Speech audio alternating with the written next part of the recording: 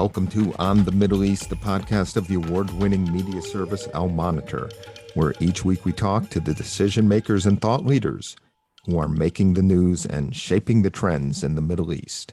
I'm Andrew Parasolidi, president of Al Monitor, and this week I'll be talking with Al Monitor columnist and On Israel podcast host, Ben Caspit.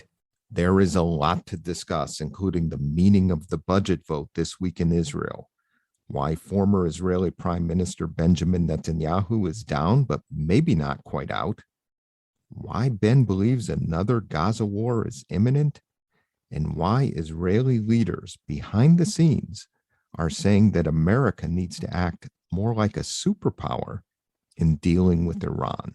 I can think of no one better to discuss all of this with than my friend and colleague Ben Caspit, one of Israel's must-read columnists and commentators, and that conversation begins now.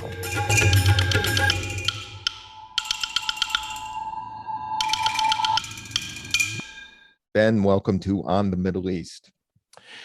Thank you for having me, Andrew, and I am very happy to be here. Let's get into it. The Bennett-Lapid government passed its budget last night or yesterday with relative ease. You write in your article for Al Monitor today, and I'm quoting, that Bennett can chalk up a major victory, but the real winner is his alternative prime minister and foreign minister, Yair Lapid. Passage of the budget, despite the opposition's best efforts, ensures with almost complete political and legal certainty that Israel's prime minister, a year and 10 months from now at the latest, will be named Lapid. Is this coalition government stronger than we thought it was back in June, when it formed with just a one-seat Knesset majority, 60 to 59, and seemed united only in its opposition to Netanyahu?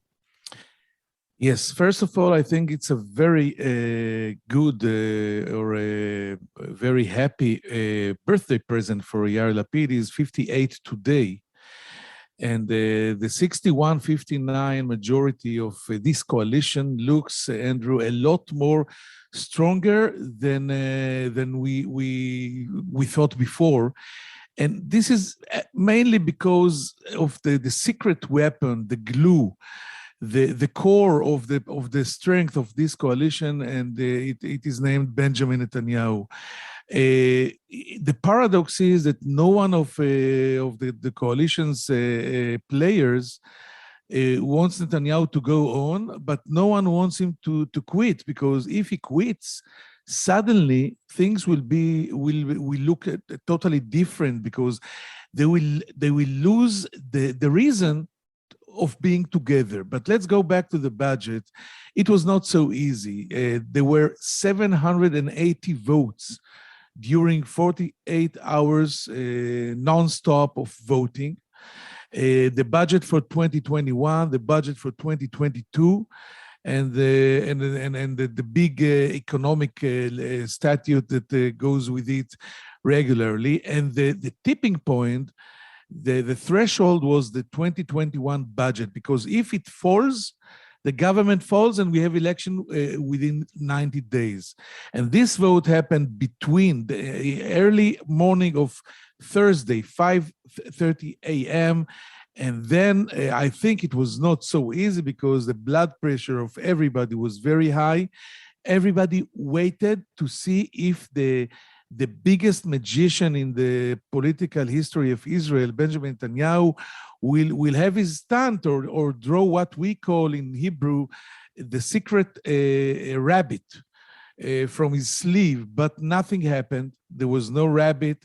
They were not able to find another defector, like the first one, Amichai Shikli from Yamina, that left Yamina right after the government was established. So it was approved, and when 2021 was approved, all the rest was history and not so important, because the only thing that could cause the government to fall was this budget. So it happened. And I think it is very important to Bennett, very, very important for Netanyahu. But yes, actually, it claimed now that if something very, very surprising, a force majeure should happen in order to prevent Yair Lapid from becoming a prime minister, because the rotation law that this government is using is the same rotation law that the previous government, the Netanyahu-Gantz government, statute 1 year ago, and it says even if the government falls, there will be an automatically switch between Bennett and Lapid will be the prime minister during the interim government that will take the country to elections. So Lapid can be very satisfied today on his 58th birthday. Was this Netanyahu's last stand, given that the Bennett-Lapid coalition is now in place for the remainder of its term? Will the criminal charges that Netanyahu faces soon overtake his effectiveness to function as opposition leader? And does he have rivals within the Likud party for that position as leader of the opposition? The graveyards, the metaphorical graveyards in Israel are full with the guys like me and analysts and politicians that said, listen, folks, this is Netanyahu's last stand, because this is the ultimate comeback kid of all times, and he never lets go, and he's still here with us alive and kicking. But after having said all that, his chances of a brief return to power are now very slim and maybe not existing at all. According to Israeli law, he can approve the government with the budget vote, and then he needs only one vote majority. But if he wants now to have a confidence vote in the government, he needs 8 votes more. He needs to get 61 votes for his alternate government and coalition, and he doesn't have now. Right now is a 53 hardly, and he needs the joint list of the Arab party to vote for him becoming a prime minister. So yes, it looks like he's approaching the last stand. But I remember, Andrew, getting into the cafeteria of the Knesset members back on 2006. And Benjamin Netanyahu sat there. He was head of the opposition like he is now. The election was devastating for him. He took the Likud to 12 mandates. It's a historical all-time low. And no one wanted to drink tea with him in the cafeteria. His spokesperson asked me, please go drink something with Bibi. He's sitting there alone. And after a few weeks, he was the next prime minister, because the second Lebanon war surprised everyone, and Ehud Olmert went out of it as a lame duck. And Benjamin Netanyahu was the next prime minister, and he really did it and came back to power shortly after it. So never say never, or never say last stand with Netanyahu. Right now, his problem is, like you just mentioned, Andrew, the criminal charges. The trial is going on.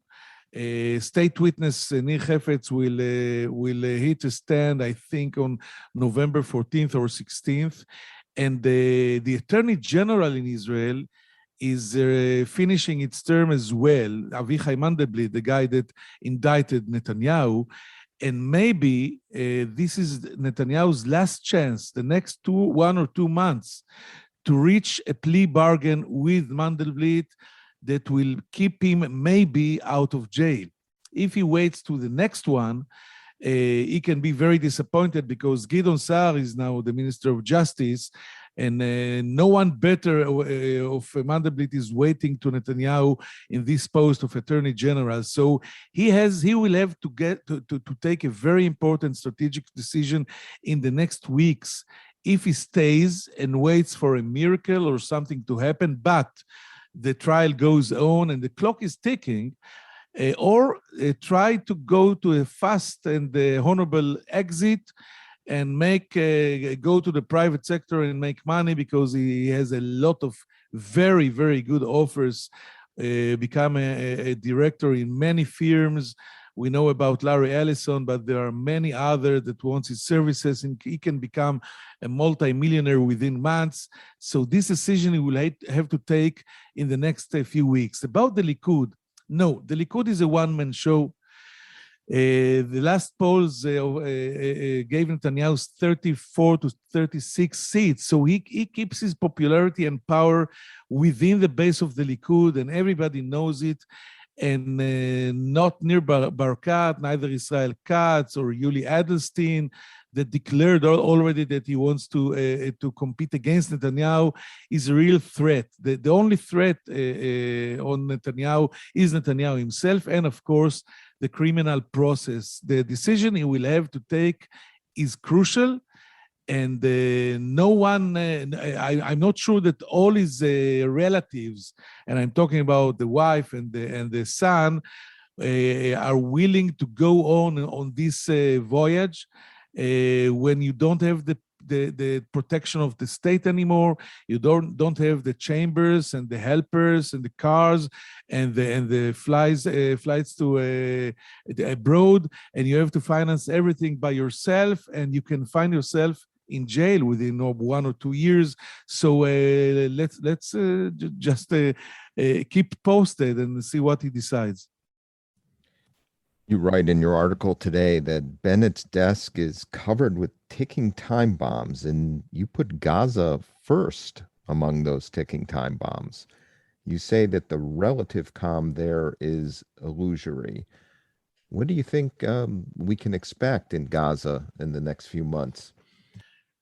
Gaza will always surprise us. I think the two last eruptions of violence between Israel and Hamas happened when the military intelligence was preaching us that Hamas is not interested in another war or clash or violence, and it happened. Things happen in Gaza very fast, and usually they surprise everyone in Israel. Now, relative calm in the last few weeks. I went there on Friday 2 weeks or 3 weeks ago, and I had a tour with the local commander, and it was really calm. But it is because of local steps made by Israel. For example, we are now allowing 10,000 Gazan workers a day go to work in Israel, and it gives the Gaza economy a huge boost, because 10,000 workers is something like 200,000 people, families in Gaza that are living from this money. But let's not forget the Qatari money, the $30 million a month cash in many bags, are not going into the strip anymore. What the Gazans get now is only 2/3 of this amount, and through banks, so it can be monitored a lot better than before.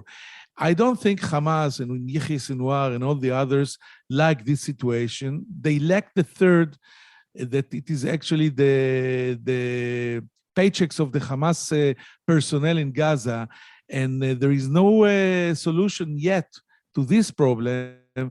And if there will be no solution in the next few days or weeks, you will see rockets again, you will see maybe fires again, and anything can happen. In Israel, in our side, what you hear from the military personnel and also the decision makers, and is that a clash with Gaza, a real one, a strong one, a strategic one, will happen. It's not a question of if, but when. So if it happens, this can be a very, very difficult, I think, challenge for the coalition, because Ram of Mansour Abbas will not be able to stay calm while its sister Hamas is fighting with Israel. So Gaza is a real time bomb that is ticking all the time on any prime minister desk, especially Naftali Bennett, that is the first one to sit in a coalition with a party that is actually a sister party of Hamas. And you've covered the U.S.-Israel relationship regarding Israel's concerned about Iran, some of the disagreements between the U.S. and Israel over the approach to Iran. The next round of nuclear negotiations is set to begin. How does Israel feel, Israeli leaders feel at this point about the U.S. position in engagement with Iran as another round of talks on the JCPOA is about to start? Veterans like myself feel a very clear feeling of deja vu, because it is exactly what happened during the Obama administration, with one crucial and strategic difference, because the Netanyahu, as we all remember, declared war, even we can call it jihad, on the administration. It came to a fiasco when he traveled to the United States and had this speech in front of Congress without managing it with the president. And Israel suffers from the consequences of this maneuver until now with the relations with the parts of the Democratic Party. Naftali Bennett is not going to declare war. The administration and Bennett and Lapid, I think, are sitting on the same page about the way to handle the disagreements between them. They will not go public, there will not be a jihad, and we can forget about it. But there is a very, very clear disappointment and even worry among Israelis if you talk to the chief of staff, and I do it from time to time, or the chief of intelligence, or the chief of Mossad, or the prime minister, and even the foreign minister, Lapid, because it's not only the meaning to go back to the agreement that was in Israeli eyes full of holes. It's the way that the Americans are dealing with the Iranians. The Israelis think that Iran, in order to succeed, bringing it to the table and having and reaching a good agreement, Iran has to fear America, and Iran does not fear America. What I hear in closed circuits is just behave like a superpower. Don't invade, don't attack. We don't need American soldiers to go anywhere. But remember, the only time when the Iranians suspended a military program, what we call the military program of the missiles, I think it was 2003, was when the Ayatollahs feared the America of George Bush after the invasion, the catastrophic invasion to Iraq. So if you don't hold a stick in your hand, nothing will happen. And the stick nowadays is a relevant, a realistic military option on the table. So now when you see the Americans are dragging legs, the Israelis are starting to talk about their military option. It's not so sophisticated, not so powerful, but the new budget in Israel just approved 5 billion shekels more to try and upgrade this option. And if I may be a little optimistic, you can see something is trying to change in Washington. You saw a few days ago a B-2 American bomber crossing the skies of Israel towards the Gulf, escorted by F-15s, the Israeli F-15s. You saw the blue flag military Air Force, Israeli Air Force maneuver with 9 other air forces, including the United States of America, of course. You can follow the public statements by American senior officials like Secretary of State and etc. They're talking about other options. It's not enough, but it's a beginning. So this is the beginning of what's supposed to happen in Israeli eyes. Now, I think next time we will be able to talk about Plan B and Plan C. Israel thinks the United States and Israel has to have a plan of what to do. What are we going to do if the Iranians are not going back, or they're dragging legs, and the negotiation now will take a year, for example, and the Iranians will go on in enriching uranium to 60%. And Plan C What happens if everything is breaking off and no negotiation, and the Iranians are going strong forward? What do you do then? And I don't want to say what I hear that you have to do then. So there is a lot of work to be done between the sides. I can tell you, Andrew, that there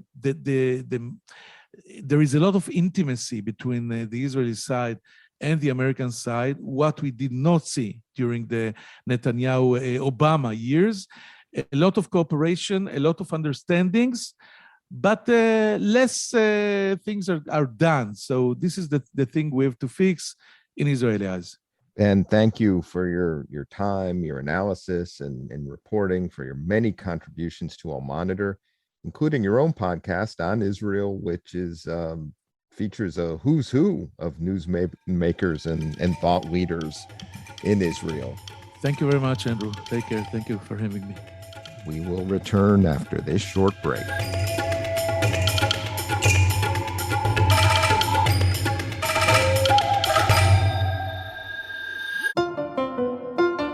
Hello, I'm Gilles Kepel, professor at Sciences Po and Normal Sup in Paris, and author of a number of books and articles on the Middle East. The Middle East remains one of the most vital and fascinating regions in the world. It is rich in complexity and ideas, but for many in the West, it remains a puzzle with many missing pieces. Through my new podcast, Reading the Middle East, on the award-winning media service Al Monitor, we will take a deep dive into the trends in the region with the authors and thought leaders who are shaping how we think about the Middle East. To begin my podcast, I speak with my friend and one of the most renowned novelists of the region, Egyptian writer Ala El-Aswani, about his latest book, The Republic of False Truths, that chronicles the run-up to Egypt's 2011 revolution and its aftermath. Reading the Middle East will be a fantastic addition to Al Monitor's outstanding podcast lineup, including On the Middle East with Andrew Paraziliti and Amberin Zaman, and On Israel with Ben Caspit. You can subscribe to all three Al Monitor podcasts on your favorite listening platforms. We look forward to your joining our conversation.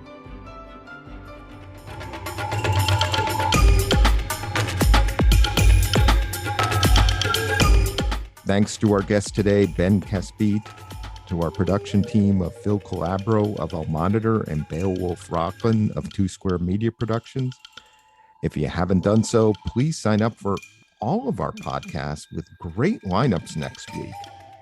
On Israel, where Ben will be speaking with American expert David Makovsky about developments in Israel and Israeli-Palestinian relations. Reading the Middle East with Gilles Kepel, our newest podcast. She will be talking with Martin Indyk about his new book, Master of the Game, about what we can learn from Henry Kissinger's approach to Middle East diplomacy. And of course, this podcast on the Middle East, hosted by Amberin Zaman and me, where next week I'll be talking with Noor Swade, partner at Global Ventures in the UAE, and one of the top 50 women in tech, according to Forbes magazine. Thanks to all of you for listening, and please remember to check out the latest news and analysis from the region at lmonitor.com.